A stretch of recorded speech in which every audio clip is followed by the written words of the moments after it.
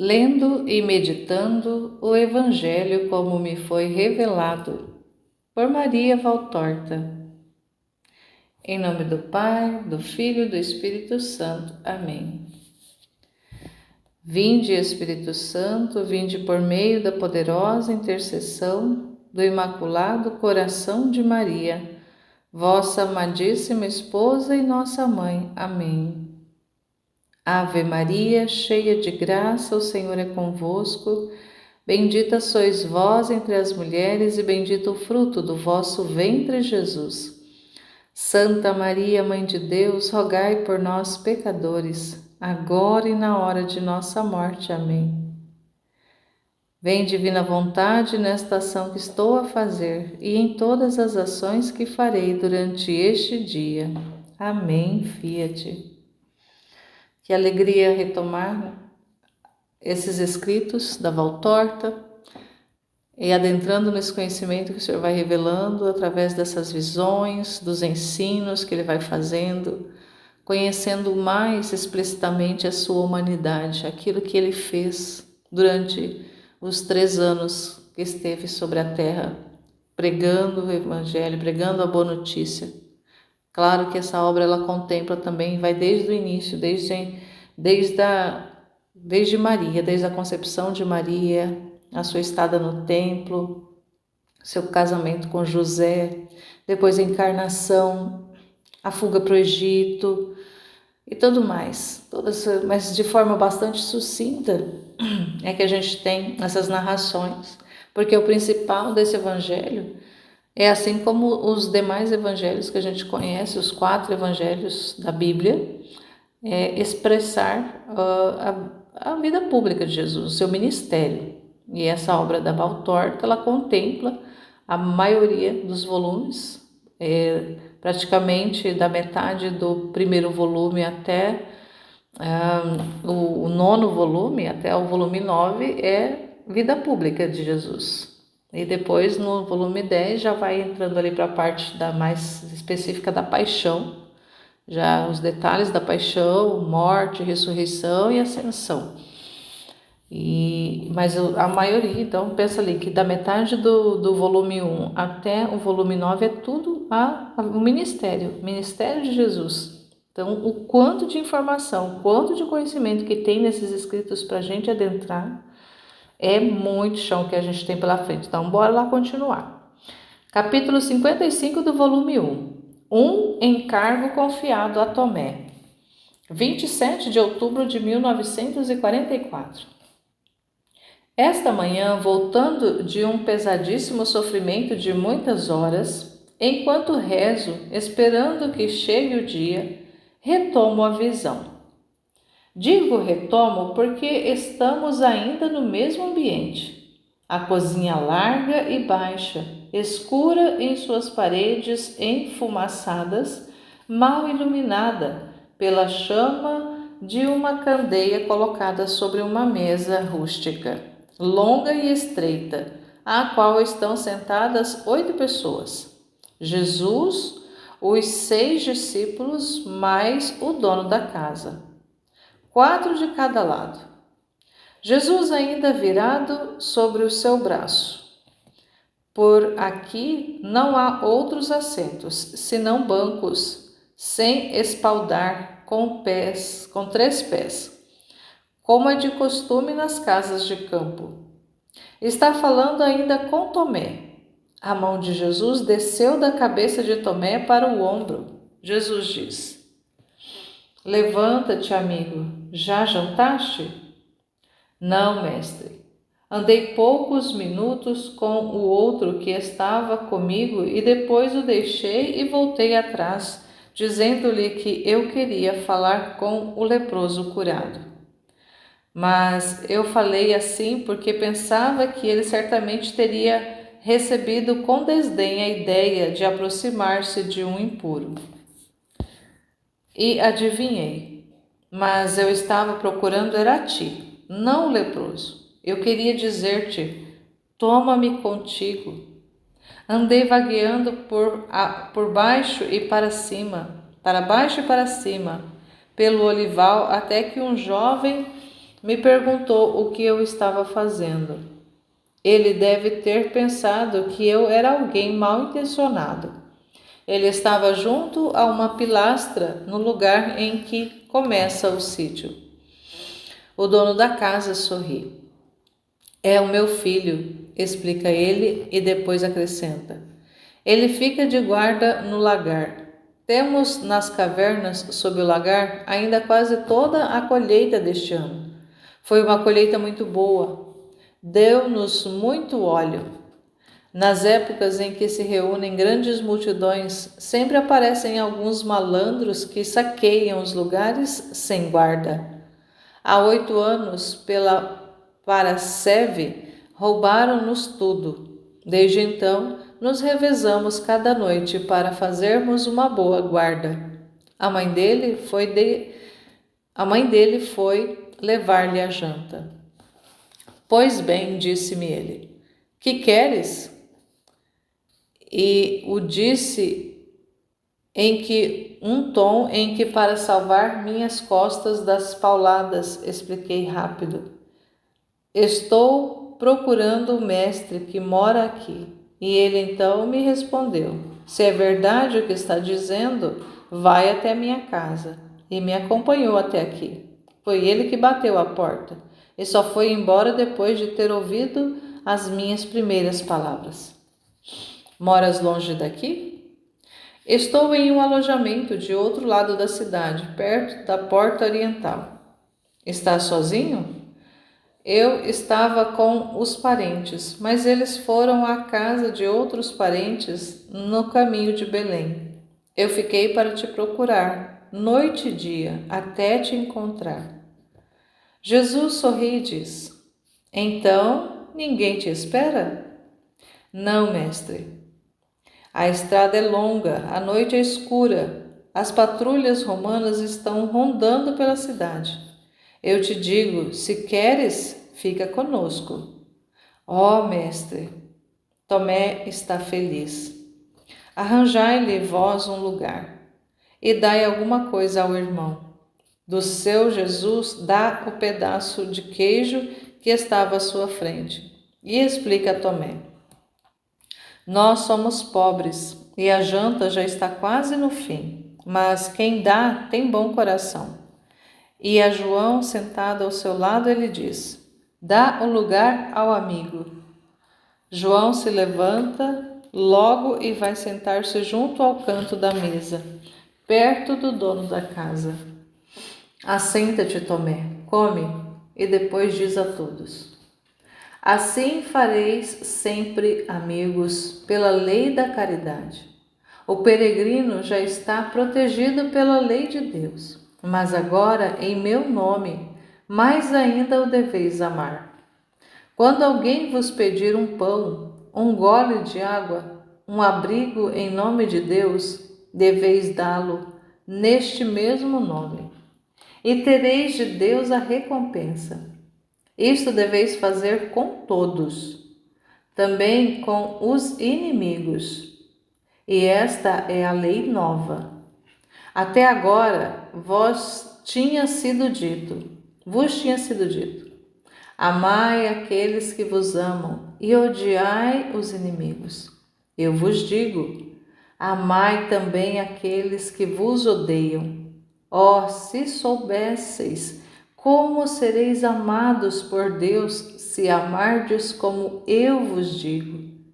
Portanto, quando alguém diz, eu quero ser vosso companheiro a serviço do Senhor Deus verdadeiro e seguir o seu Cordeiro, então ele deve ser para vós mais querido do que um irmão de sangue, porque estareis unidos por um vínculo eterno, o vínculo de Cristo.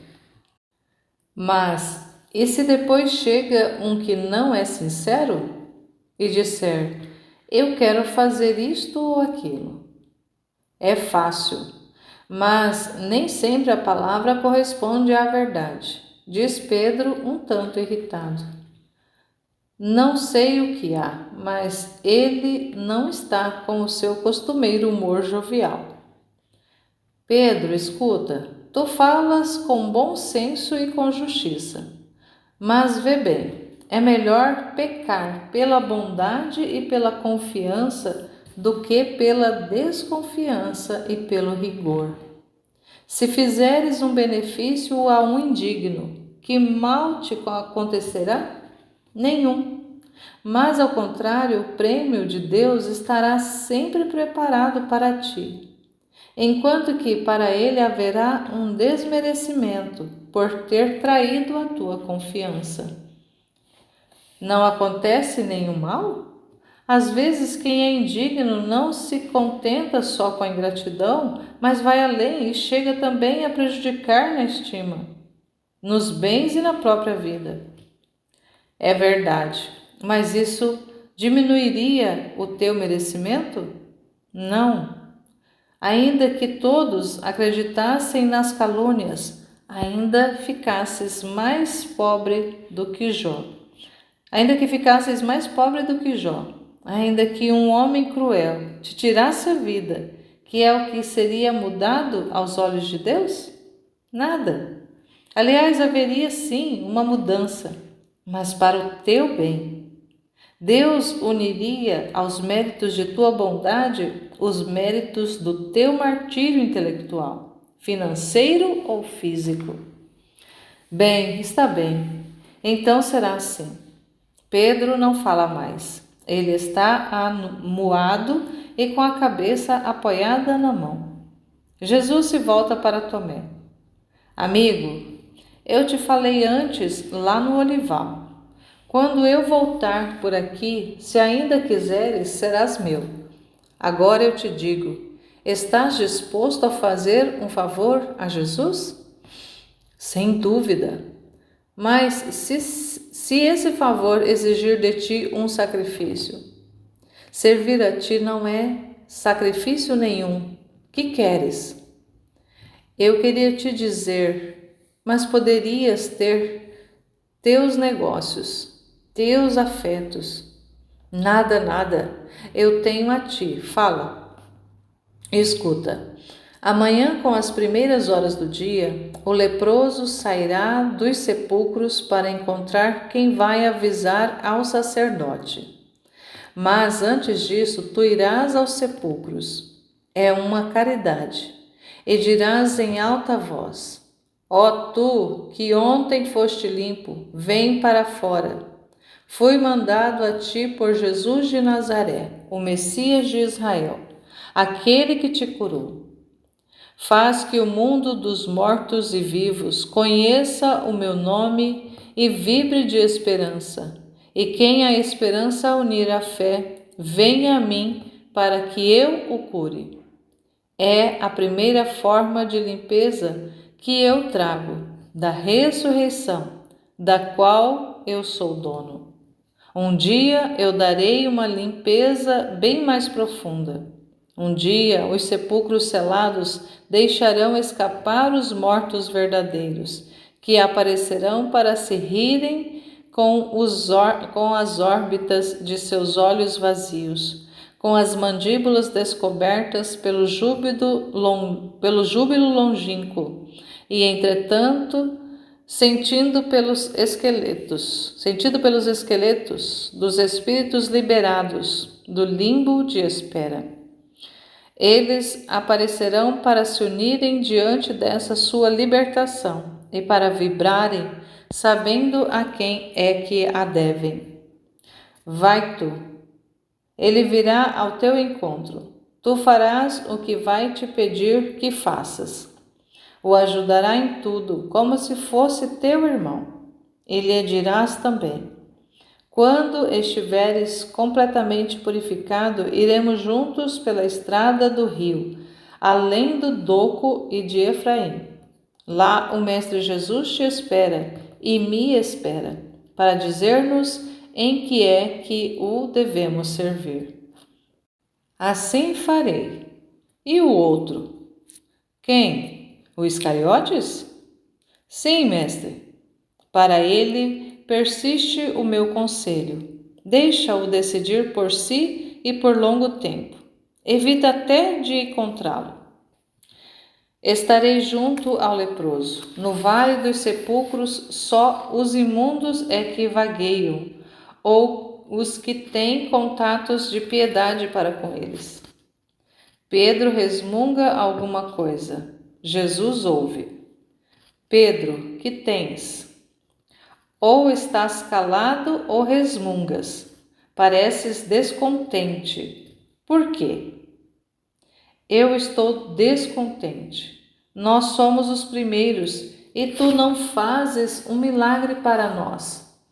Nós somos os primeiros e tu te sentas ao lado de um estrangeiro. Nós somos os primeiros e tu dás encargos a ele e não a nós. Nós somos os primeiros e... Sim, é isso mesmo. E parece que somos os últimos. Porque vais esperá-los no caminho do rio? Certamente para dar a eles alguma missão. Por que a eles e não a nós? Jesus olha para ele. Não está irado. Ao contrário, sorri como se sorri a um rapazinho. Levanta-se, vai lentamente até Pedro, põe-lhe a mão sobre o ombro e diz sorrindo: Pedro, Pedro, és um grande velho menino. E a André, sentado perto do irmão, diz: Vai para o meu lugar, assenta-se ao lado de Pedro. Cinge-o com o braço pelas costas e lhe fala, segurando-o assim contra o seu ombro: Pedro, está te parecendo que eu cometo injustiça, mas não é injustiça o que faço. É, ao contrário, uma prova de que sei o que valeis. Olha bem, quem é que precisa de provas? Aquele que ainda não está firme. Pois bem, eu sabia que vós estáveis tão firmes comigo que não senti necessidade de dar-vos provas do meu poder. Aqui em Jerusalém são necessárias as provas. Aqui onde o vício, a irreligião, as políticas e muitas coisas do mundo ofuscam os espíritos a ponto de eles não poderem ver a luz que passa. Mas lá, sobre o nosso belo lago, tão puro, sob um límpido céu, lá, entre pessoas honestas e desejosas do bem, não são necessários as provas. Ali tereis os milagres, derramarei sobre vós chuvas de graças. Mas olha como vos tenho estimado. Eu vos tomei comigo sem exigir provas e sem achar necessidade de vô-las dar, porque eu sei quem sois. Queridos e tão fiéis a mim. Pedro se acalma. Perdoa-me, Jesus. Sim, eu te perdoo, porque o teu amuo é amor. Mas não tenhas mais inveja, Simão de Jonas. Sabes o que é o coração do teu Jesus? Já viste o mar, o verdadeiro mar? Sim? Pois bem, o meu coração é bem mais vasto do que o grande mar. Nele há lugar para todos, para toda a humanidade. E o pequenino encontra lugar como o maior dos grandes. O pecador encontra amor como o inocente. A eles dou uma missão, com toda certeza. Queres proibir-me de dá-la? Eu é que vos escolhi, não fostes vós. Portanto, eu sou livre para julgar como empregar-vos. E se a estes eu os deixo aqui com uma missão, que pode também ser uma prova, como pode ser uma misericórdia o lapso de tempo concedido ao Iscariotes. Podes tu reprovar-me? Sabes se para ti não estarei reservando uma maior? E não é a mais bela aquela de ouvires eu te dizer: tu virás comigo? É verdade, eu sou um animal, perdão.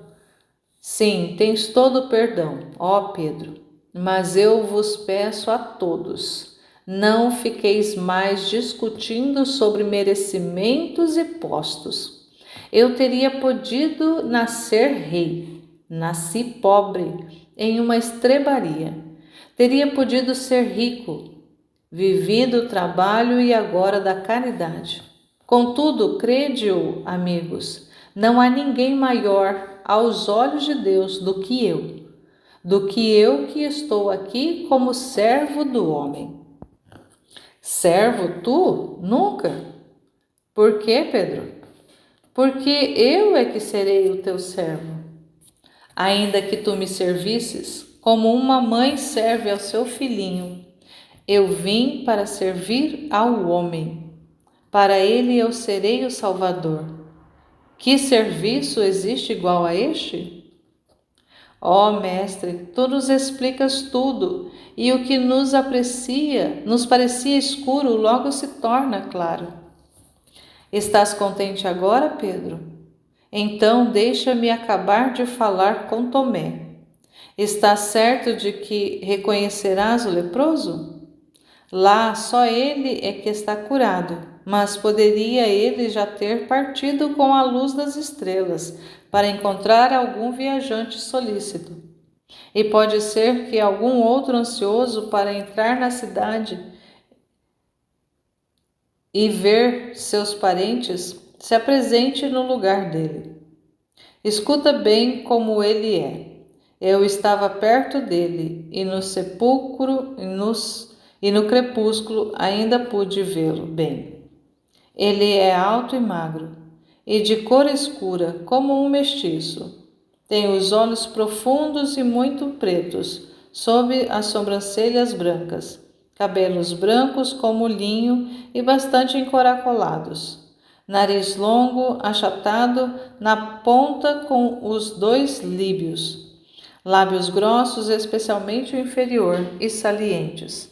É tão oliváceo que os lábios são um pouco tendentes ao violáceo. Na fronte traz uma cicatriz antiga que lhe ficou e será a única mancha, agora que ficará limpo das crostas e imundície. Então é um velho, já que está com a cabeça toda branca. Não, Filipe, parece, mas não é. Foi a lepra que o fez ficar encarnecido. Que há com ele? Terá um sangue mestiço? Talvez, Pedro, tenha uma semelhança com os povos da África. Então será ele israelita? Disso saberemos depois. E se ele não for? Ora, se não fosse, já teria ido embora.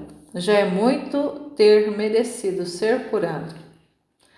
Não, Pedro, ainda que seja idólatra, eu não o rejeitarei. Jesus veio para todos, e na verdade te digo que os povos das trevas ultrapassarão os filhos do povo da luz. Jesus suspira, depois se levanta, dá graças ao Pai com um hino e abençoa. A visão cessa assim. Inicialmente faço notar que o meu monitor interior me disse desde ontem à tarde, quando eu estava vendo o leproso: é Simão o apóstolo. Verás a vinda dele e a de Tadeu ao mestre. Esta manhã, depois da comunhão, é sexta-feira, eu abro o missal e vejo que justamente hoje é a vigília da festa dos santos Simão e Judas. E o evangelho de amanhã fala sobre a caridade, quase repetindo as palavras ouvidas por mim, antes na visão. Mas Judas Tadeu, por enquanto, não o vi. Então, nesse capítulo a gente tem a sequência ali das escolhas dos discípulos, dos apóstolos. Ali já está, junto com Jesus, João, André, Tiago,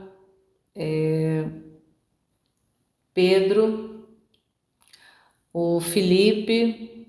Agora vai se juntar ali com eles o Tomé, que Jesus dá uma missão nesse capítulo, que ele vai buscar o leproso que ele havia curado no capítulo anterior, e esse leproso vai ser o Simão, o apóstolo, o Simão. É o Simão Zelote, que é mais um dos apóstolos, um dos 12. E uma coisa que é linda aqui que o Senhor revela é que ele coloca à prova aqueles que têm, de certa forma, condições de não ser fiel, de cair.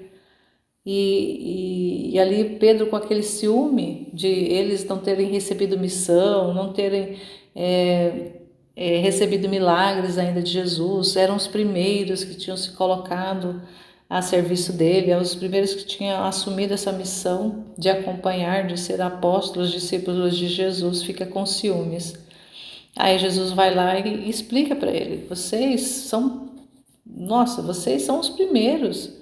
Vocês, e eles eram do interior, né? Eles não eram ali de Jerusalém, da capital, onde já havia muitas contaminações. E vocês estão comigo já desde o início, vocês têm uma pureza maior, têm uma autenticidade maior. Não há necessidade ali de provas, porque Jesus já conhecia, inclusive porque ele já conhece o coração de todos. Mas ali, alguns dos discípulos que ele vai escolhendo ainda, ele vai dando certas provas, por quê? Para que a pessoa mesmo se decida.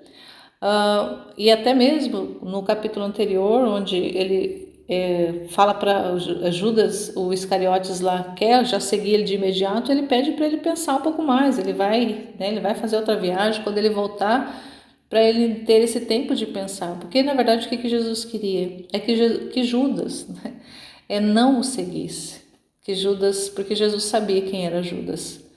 E ele queria que ele não tivesse essa intenção, esse interesse. Jesus queria muito salvar Judas. E o fato de Judas estar seguindo Jesus, faria dele mais ainda, aumentaria mais o crime dele, porque ele estaria convivendo junto com o mestre, ele estaria aprendendo da boca do mestre diretamente. Então a condenação dele seria mais forte ainda por causa disso.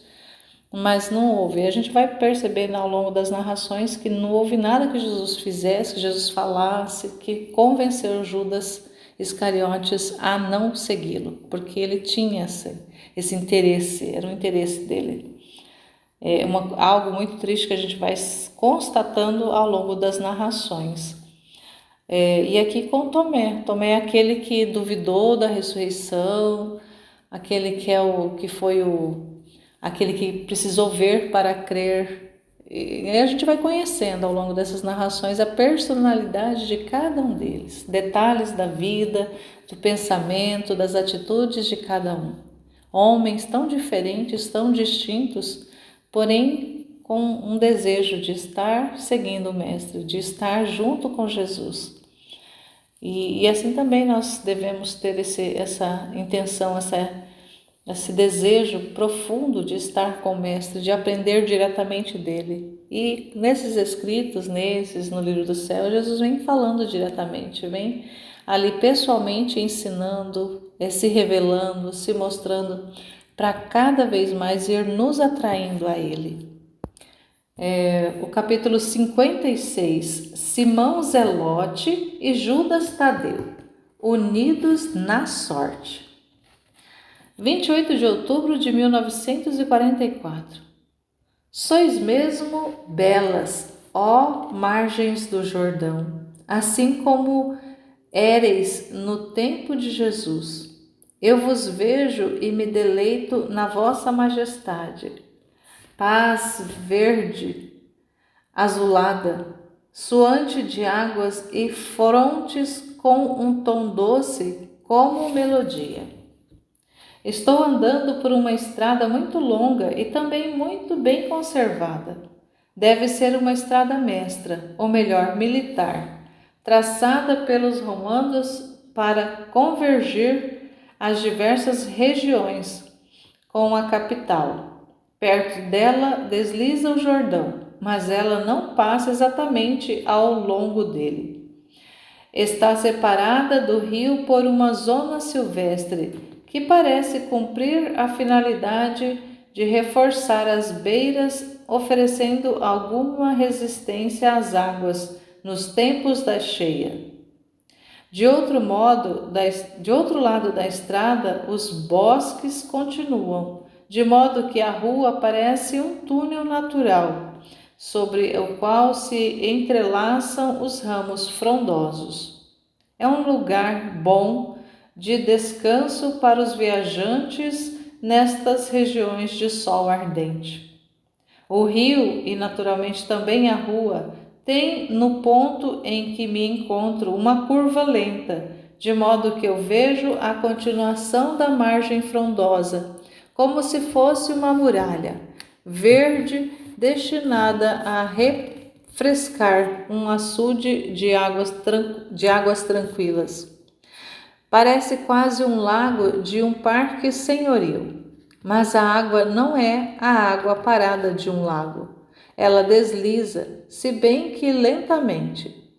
E a prova disso é o sussurro que ela faz contra os primeiros caniços, as mais audazes que nasceram juntamente ali embaixo, no leito do rio, e a ondulação que tem as longas fitas formadas por suas folhas, suspensas sobre a superfície da água e movidas por ela. Há também um grupo de salgueiros com flexíveis ramos pendentes que confiaram as pontas de suas cabeleiras verdes ao rio, que parece penteá-las com a graça de uma carícia, estendendo-as suavemente ao fio da água corrente. Há silêncio e paz na hora matutina. Só os cantos, os chamados dos pássaros, o sussurro das águas e frondes, e um grande brilho de orvalho sobre a erva verde, alta, que está entre as árvores. Elas ainda não estão endurecidas e amareladas pelo sol do verão, mas tenras e novas para nascerem. Depois da primaveril, efusão de águas que vem nutrir a terra, até a profundidade de umidade e de sucos vitais. 3 viajantes estão parados nesta volta da estrada, bem no meio da curva. Estão olhando para baixo e para cima, para o sul, onde está Jerusalém, e para o norte, onde fica Samaria. Perscrutam entre a colunata das árvores para ver se chega alguém que estão esperando. São eles Tomé, Judas Tadeu e o leproso curado. Estão conversando. Não estás vendo nada? Eu não, nem eu. No entanto, este aqui é o lugar. Tem certeza disso? Toda certeza, Simão. Um dos 6 me disse enquanto o mestre se afastava entre as aclamações da multidão, depois do milagre de um aleijado que pedia esmola, que foi curado junto à porta dos peixes. Nós agora vamos para fora de Jerusalém. Espera-nos a 5 milhas entre Jericó e Doco, na curva do rio, ao longo da rua arborizada. É esta, disse também. Lá nós estaremos dentro de 3 dias, ao romper do dia. Já é o 3º dia e a 4ª vigília nos apanhou aqui. Ele virá?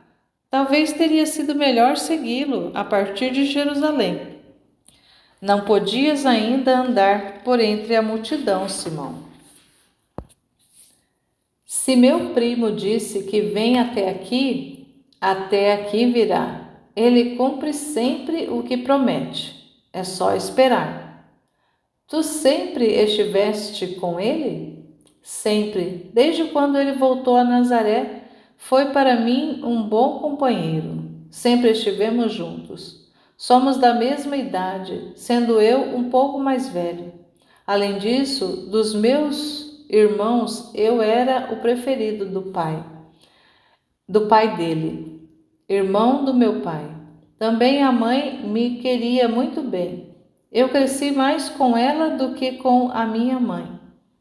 Ela te queria? Então agora não te quer mais o mesmo bem? Oh, sim, mas nós temos estado um pouco divididos desde que ele se fez profeta. Meus parentes não gostam disso. Quais parentes? Meu pai e os 2 filhos mais velhos. O outro está titubeante. Meu pai está muito velho e não tive coragem de irritá-lo. Mas agora não mais. Agora eu vou onde o coração e a mente me levam. Vou a Jesus. Creio que não ofendo a lei fazendo assim. Mas já se não fosse justo o que eu quero fazer, Jesus me diria: eu farei o que ele disser. É lícito a um pai criar obstáculos a um filho no caminho do bem? Se eu sinto que ali está a salvação, por que impedir-me de tê-la? Porque os pais às vezes são nossos inimigos? Simão suspira, como quem se lembra de coisas tristes e inclina a cabeça, mas não fala. É Tomé quem responde: eu já superei esse obstáculo. Meu pai me ouviu e me compreendeu. Ele me abençoou dizendo: vai, que esta Páscoa seja para ti a libertação da escravidão de uma expectativa. Feliz de ti que podes crer. Eu espero, mas se for ele mesmo, e ao segui-lo perceberes que vem dizer ao teu velho pai: vem, Israel já tem o esperado. És mais feliz do que eu. E dizer que nós temos vivido ao mesmo lado e não cremos logo nós da família. E dizemos ao melhor, eles dizem, ele perdeu o juízo. Olhai, lá vem um grupo de pessoas, grita Simão. É ele, reconheço a sua cabeça loira. Ó, vinde, vamos correr.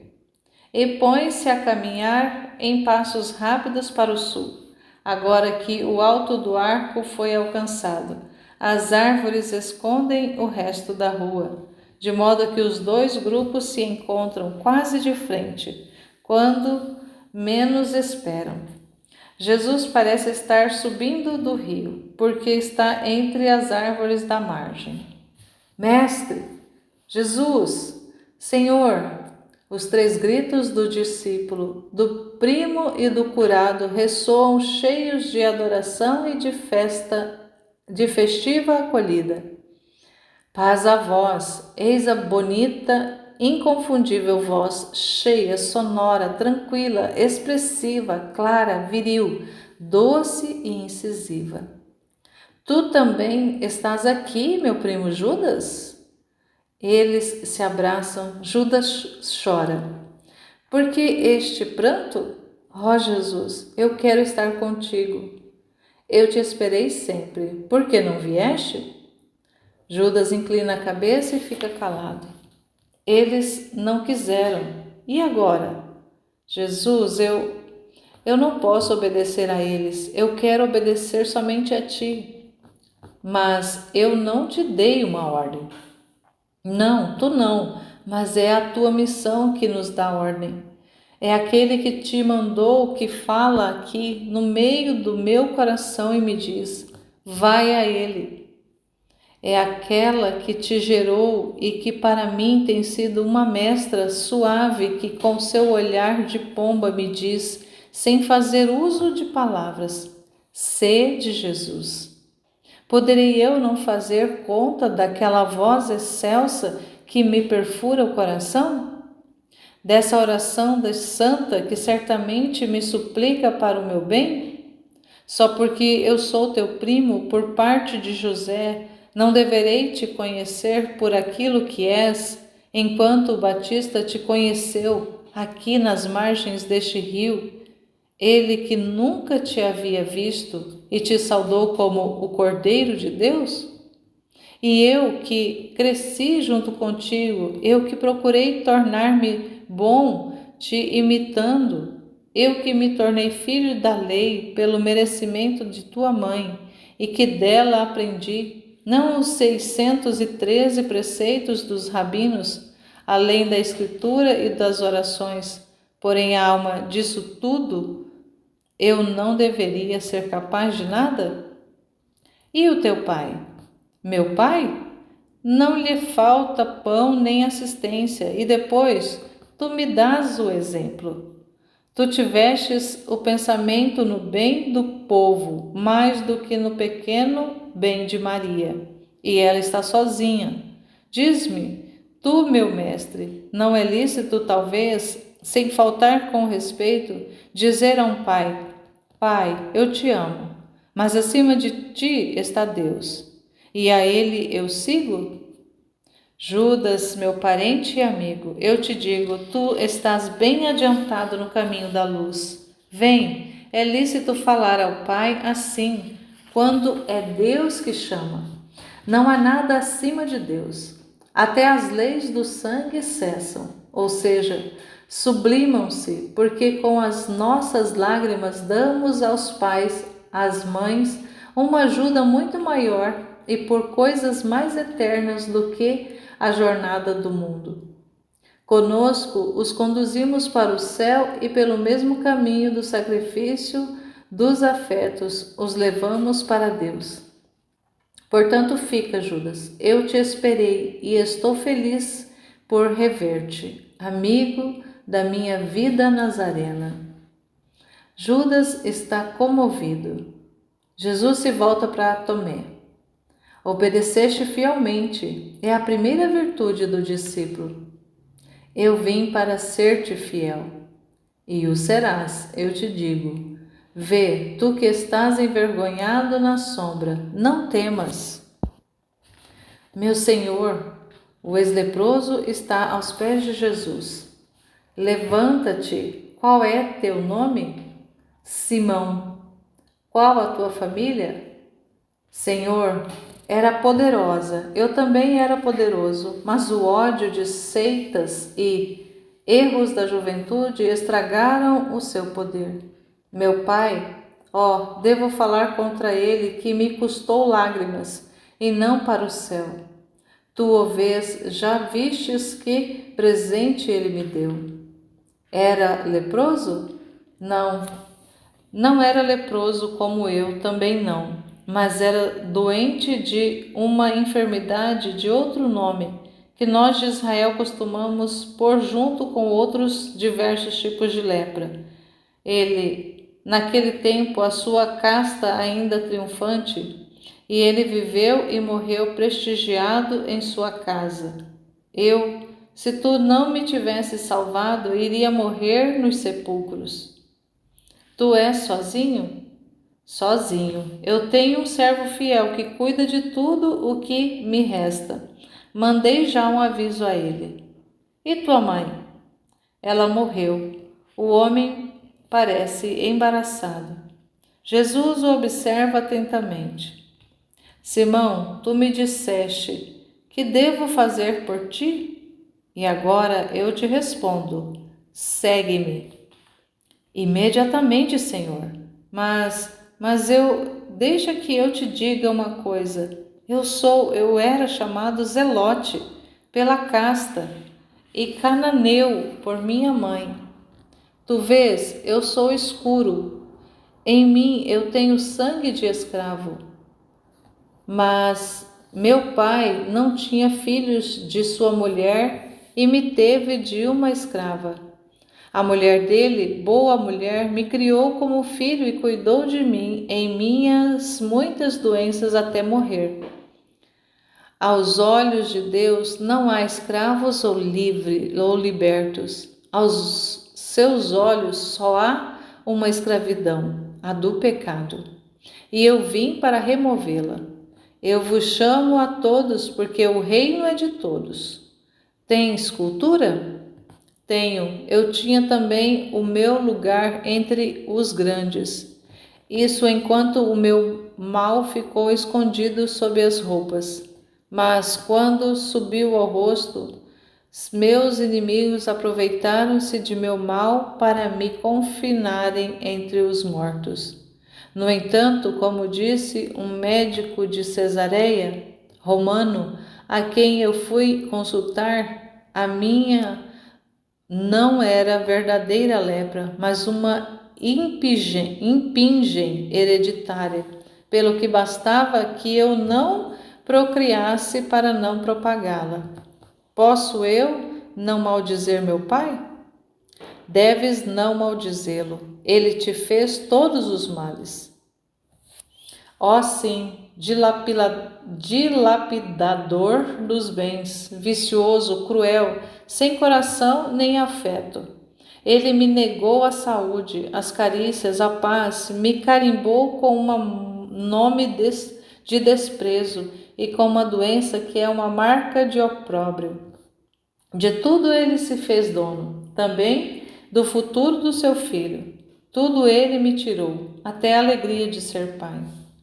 Por isso é que eu te digo, segue-me. Ao meu lado, seguindo-me, encontrarás pai e filhos. Levanta o olhar, Simão.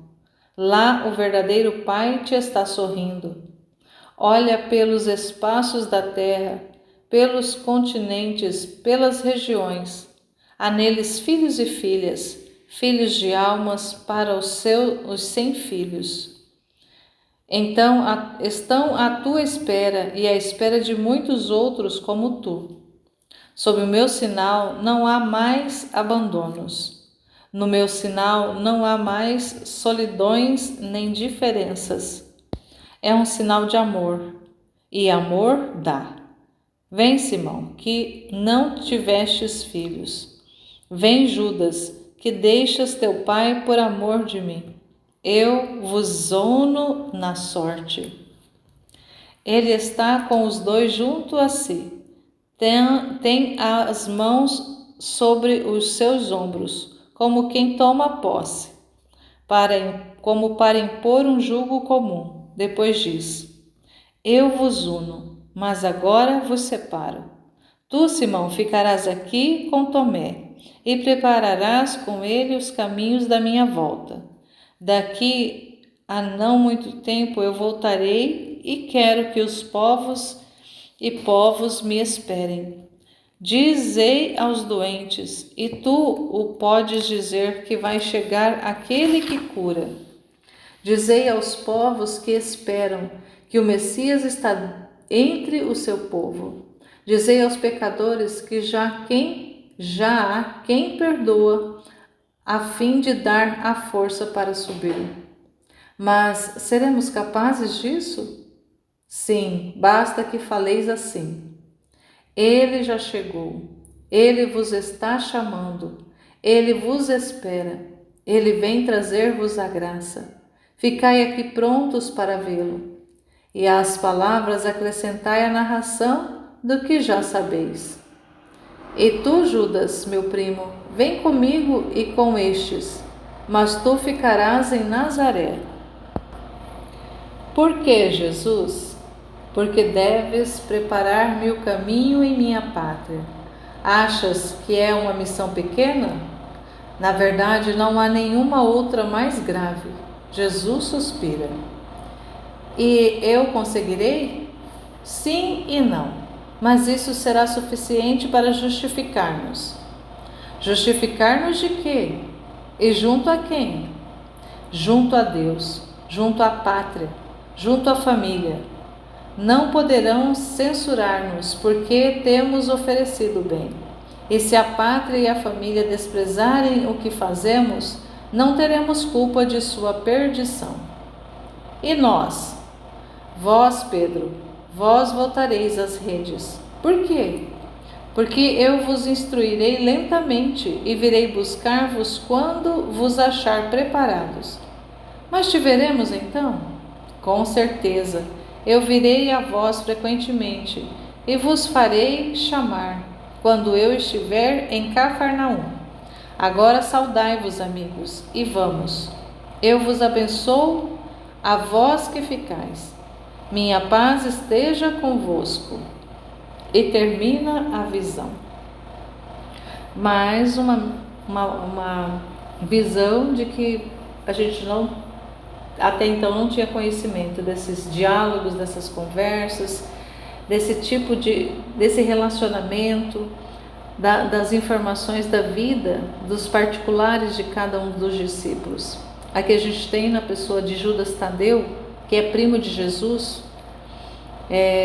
ali a questão com o pai. O pai já não gostava da missão de Jesus, já reprovava como família ali, porque o pai de Judas Tadeu, como do Tiago, irmão dele, que vai vir também, tinha ali uma rejeição por causa de Jesus ter assumido o apostolado, de ser um pregador, de ser ali um profeta. Eles rejeitavam isso, e ainda tendo ali um filho, 2 filhos depois, que vão seguir os passos de Jesus. Então, para Orfeu, que é o pai deles, que era irmão de José, era para eles algo muito que não era bom. Eles não gostavam disso, não queriam que eles seguissem esse caminho. Mas o Judas Tadeu ali foi um pouco mais corajoso, e já se desligou disso e já foi direto para Jesus. O Tiago vai vir depois. Mas o que é interessante ali, que a missão que Jesus dá ali para o Judas Tadeu é dele voltar e pregar a palavra, anunciar a vinda do Messias lá na terra natal deles, lá em Nazaré, onde Jesus vai ser desprezado. Mas olha que importante saber aqui o que Jesus revela, que depois Nazaré, os nazarenos não poderão ter de dizer que eles não sabiam, que para eles não foi anunciado. Eles vão ser eles não terão justificativa depois. Olha como Jesus age com sabedoria nessa parte, porque depois vai ter aquela passagem que Jesus vai estar lá pregando na sinagoga e eles vão querer matá-lo, vão querer precipitá-lo num penhasco lá. Tem aquela passagem conhecida no Evangelho que a gente sabe. Mas antes de Jesus estar lá fazendo toda essa pregação, ele foi anunciado, né? Ele foi anunciado, mas eles, com o coração fechado, endurecidos, não quiseram dar ouvidos à palavra, não quiseram dar ouvidos ao verbo. Jesus também terá uma luta lá com o Alfeu, mas no final das contas Jesus vence. Mas é interessante a gente acompanhar essas narrações, essas histórias, essas realidades bem profundas e ali essas minúcias de todo esse relacionamento, de como se deu essa missão de cada um deles, a vida de cada um deles. É importante para a gente ir compreendendo e ir se identificando também com esses apóstolos, com esses discípulos, e todo o ensinamento que Jesus vai dando para cada um deles, a missão que vai dando particular para um e para outro, a correspondência que um e outro vai dando, aquilo que Jesus vai orientando, vai ensinando, vai enviando.